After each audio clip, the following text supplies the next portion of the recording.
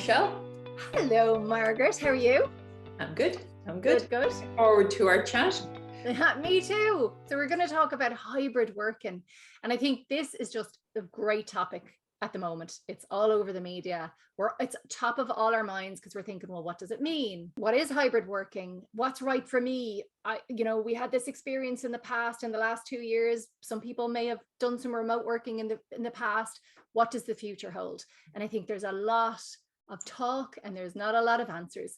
So I think it's a great topic for us to chat about today. Yeah, and I think it's really important that we kind of go back to the basics here, because I keep picking up these and reading these articles that are, there's so much emotion, and there's it's either such a black or white perspective on hybrid working and remote working. The media doesn't seem to be able to take a calm, objective look at what hybrid working is. And I think the first thing we have to say is that when we talk about hybrid working, that what happened in March 2020, in Ireland anyway, different dates in other countries, when there was a lockdown and everyone had to go and work from their homes and their spare bedrooms, that wasn't hybrid working. That was an emergency response to a pandemic. And I think we have to be very careful not to conflate that is not what we should aspire to in remote working. Absolutely. And it's interesting now as things are, well opened up in many places, how we're now responding to that and how we're viewing that experience. We closed, as you said, on day one, and the focus was day one of the lockdown, and the focus was, how do we as business owners, as leaders, create the systems to enable people to work from home? It was about technology. It was about how can we get people at their desks so that they can actually do a day's work. They weren't thinking about, and rightly so at the time, it was, like you said, it was a response. They weren't thinking about actually, what does this do to our culture? And, I know there was a lot around wellness and there was conversations around that, but actually now we need to have a broader discussion and look at, what does this do to culture? And how do we in the future design workplaces? And by workplaces, I don't mean within four walls. I mean, how do we design how we work in a way that influences and shapes positive cultures? Because what we've done in the past is not going to work for us now. Yeah, and on that point, because the anti-hybrid working brigade, the anti-flexible brigade, their justification as to why this can't work and why everyone must get back into the office, their justification is that cultures are going to be diluted, they're going to be lost. And I don't think there's any book either you or I have read on organizational culture, and we've read quite a few, that would state that culture needs to be built within four walls. We've worked with companies that have offices in Singapore and offices in New York and offices in Dublin, and yet they have a unified culture globally. It's a mindset shift that we need to make. And it's something we all need to learn without a shadow of a doubt. How do we, in this new environment, in this new way of working, how are we going to build cultures? What are the behaviors? What are the strategies that we're going to need to take on so that our remote culture is going to be a stronger culture? And there's companies doing this worldwide. Completely. And you know what I'd say there as well is that, like, the first strategy that we need is like, it's not a let's ask everybody and then that's what will happen. So, we've seen this already. We've seen it personally, we've seen it professionally, we've seen it. Look what happened with Apple, right? Tim Cook sends out an email and says, right, everybody's going to be working, a day a week, and then 3 weeks later, 2 days a week, and then from March or whatever it was, 3 days a week from home. And there was such backlash. The wording of his email was, you know, very much like, we've heard you, we understand you.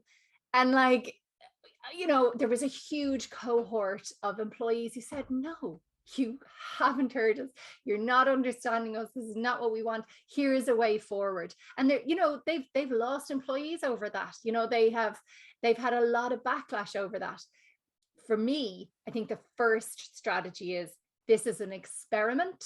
It is still an experiment, and we need to look at it in that way. So where we can say, okay, we've surveyed everybody, and again, we've seen this, we've surveyed everyone.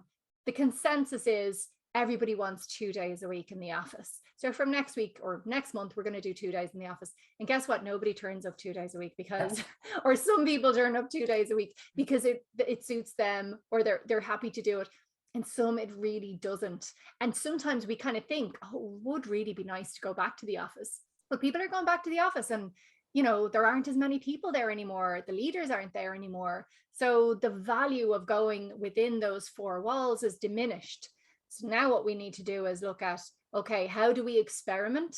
First off, how do we create an experiment that starts to look at how do we kind of create this environment where people can get really good work done, create the connections that they need to create the relationships they need to create, collaborate in a great way beyond just technology. We talk about water cooler moments. We're really missing out on the water cooler moments. If we're depending on accidental collaboration, even within four walls, why are we doing that? Why aren't we intentionally going and designing our businesses, our ways of working, so that people can collaborate effectively, whether you're in the office or not? It actually doesn't even matter.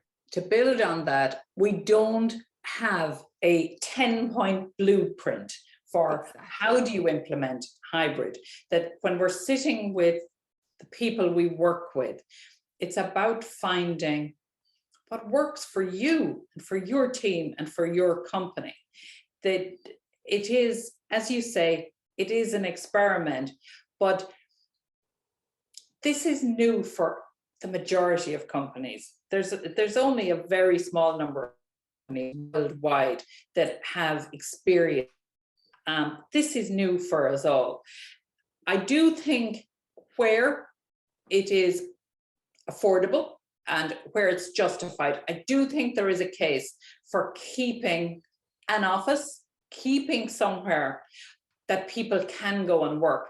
But I think the key point is that this shouldn't be ad hoc. When you feel like it, Fridays, there's normally a nice atmosphere in the office, we'll all head in.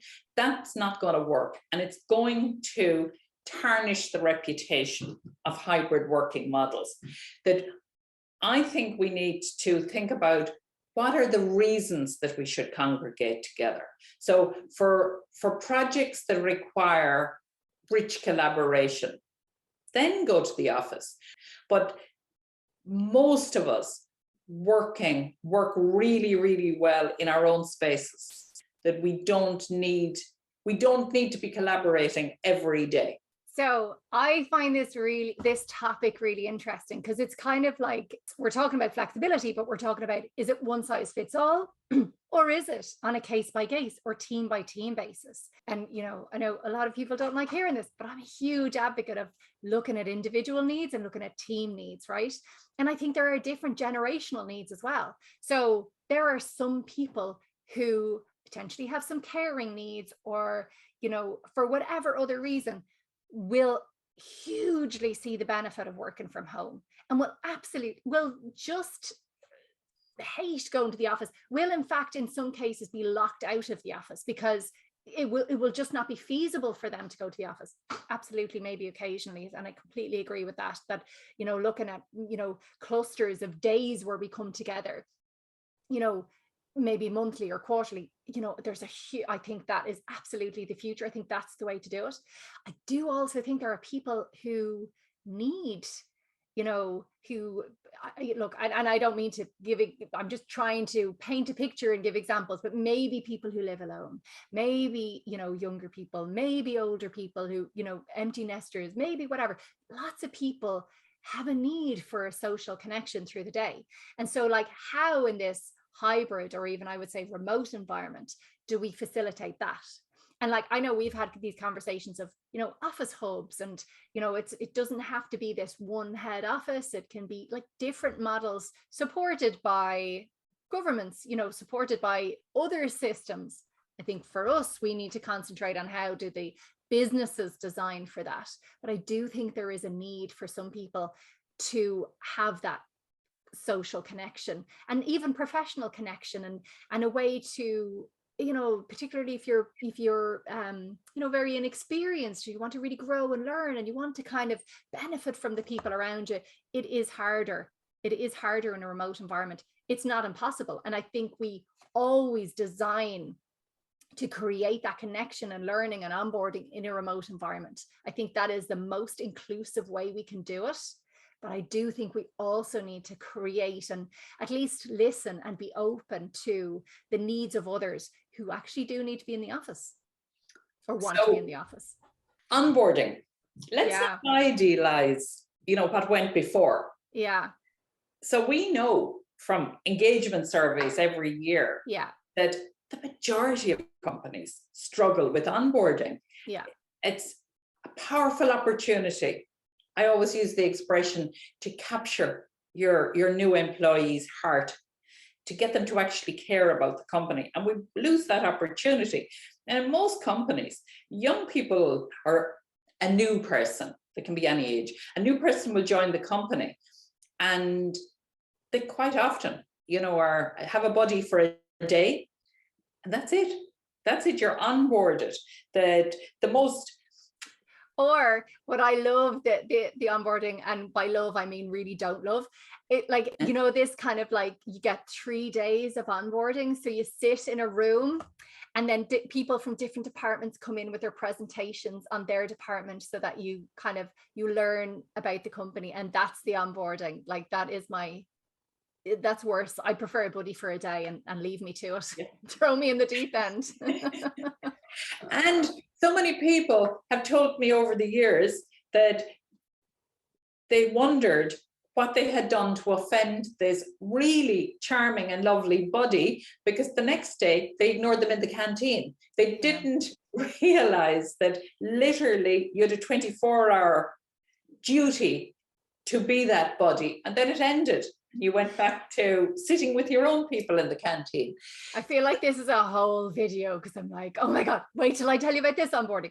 I think we should do another video about onboarding. We will. So let's not, be sentimental or nostalgic about what went before. The model by no means was perfect before.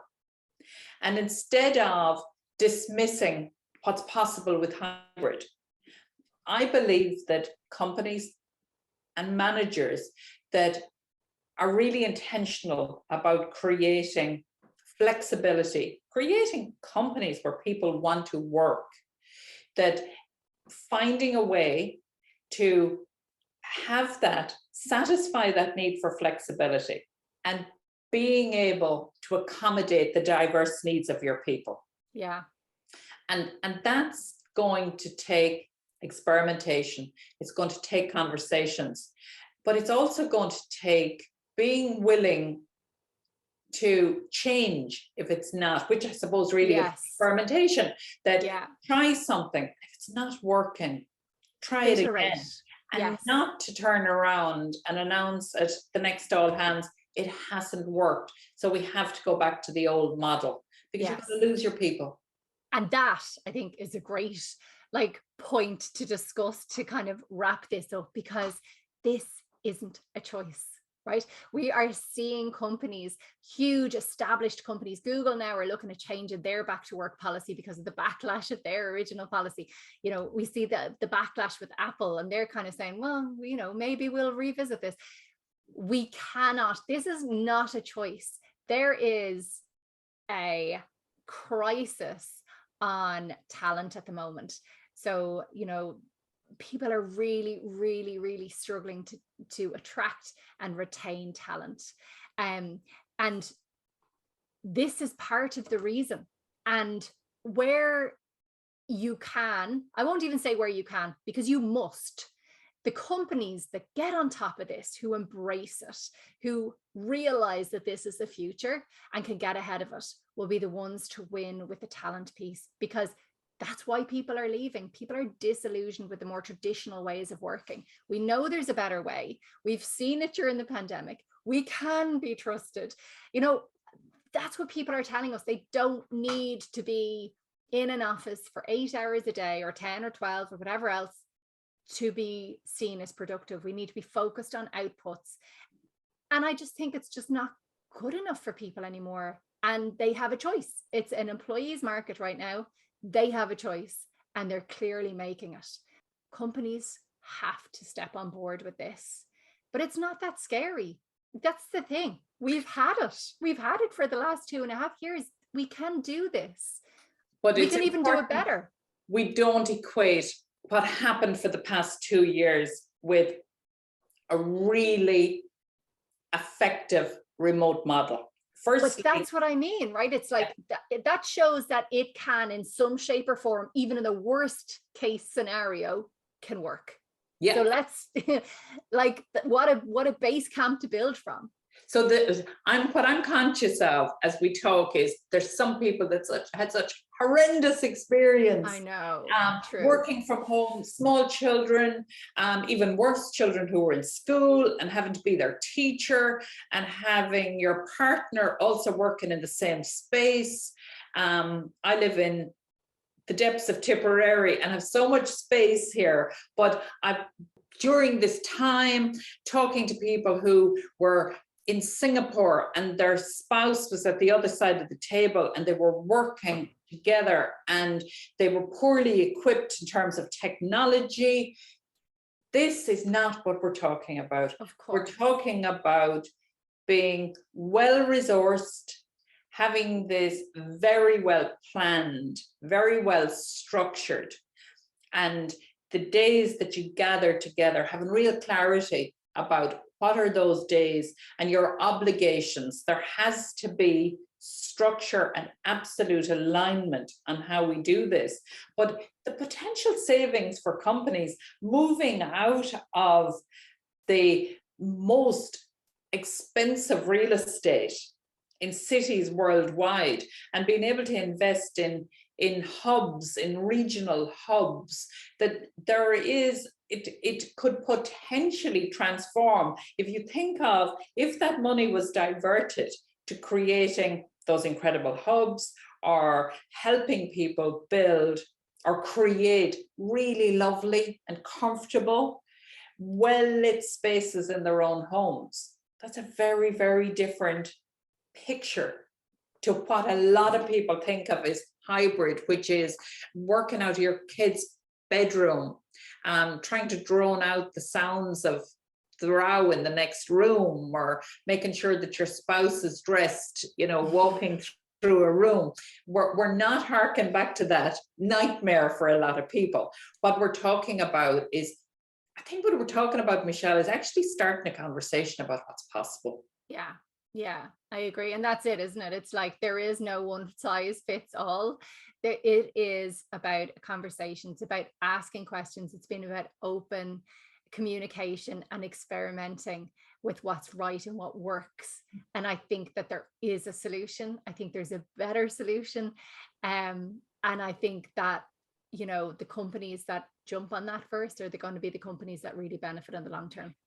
And I think first and foremost, what I would ask for anyone listening here today, let's take the heat out of this discussion. There's so much heat. You have to be either totally for or totally against. The future of work is very, very different to what we've had before. There's no going backwards.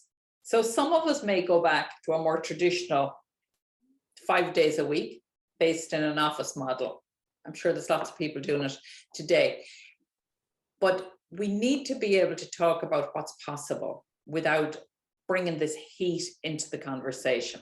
It seems to need to be such a contentious issue and a divisive issue.